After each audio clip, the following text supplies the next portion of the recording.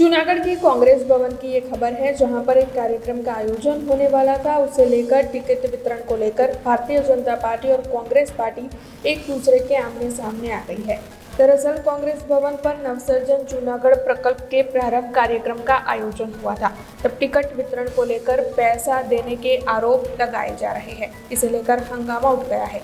Congress party ये आरोप लगा रही है कि भारतीय जनता पार्टी की ओर से ही ये हिंग कृत्य किया गया है, जबकि वार्ड नंबर 13 के मधुरम में रहने वाले करशन भाई सोलंकी कांग्रेस पार्टी पर पैसे लेकर टिकट देने के आरोप लगा रहे हैं। तब इस वक्त इस मामले के मद्देनजर वहां का राजनीतिक माहौल गरमाया हुआ है।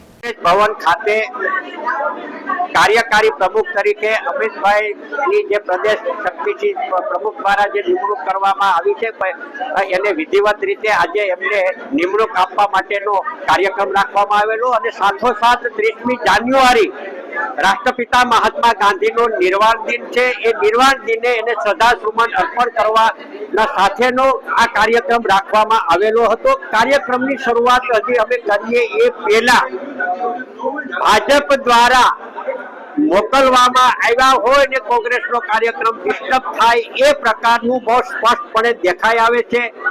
જે ભાઈ આવે છે એમને અમે નામથી હું પોતે ઓળખતો પણ નથી। એમણે અહીંયા આવીને જે પ્રકારે મીડિયાની સમક્ષ કોંગ્રેસનો જો કાર્યકર્તા હોય સભ્ય હોય એમને ટિકિટની માંગણી કરી હોય એનું કોઈ ટિકિટના ઉમેદવારી માટેનું કોઈ ફોર્મ રજૂ કરીને કઈ ફોર્મ હજી રજૂ આવ્યું નથી, મારી પાસે આવ્યું નથી। તેમજ દાખલા તરીકે માંગણી હોય તો પાર્ટી પાસે માંગણી કરવી જોઈએ। એને બદલે મીડિયા સમક્ષ જઈને વાતો કરે છે। જે પ્રકારની એને વાતો કરી છે એ મીડિયાએ બધાએ કવરેજ કર્યું છે અને જે કાંઈ હોય હવે એના ઉપરથી કોઈ પણ ગુજરાતનો અથવા કોઈ પણ વ્યક્તિ એનું એનાલિસિસ કરે તો વાસ્તવિકતાનો ખ્યાલ આવી જાય કે એ કોંગ્રેસના કાર્યકર્તા નહોતા પણ કોંગ્રેસનો કાર્યક્રમ બગાડવા માટે જ એને અહીંયા મોકલવામાં આવ્યો છે।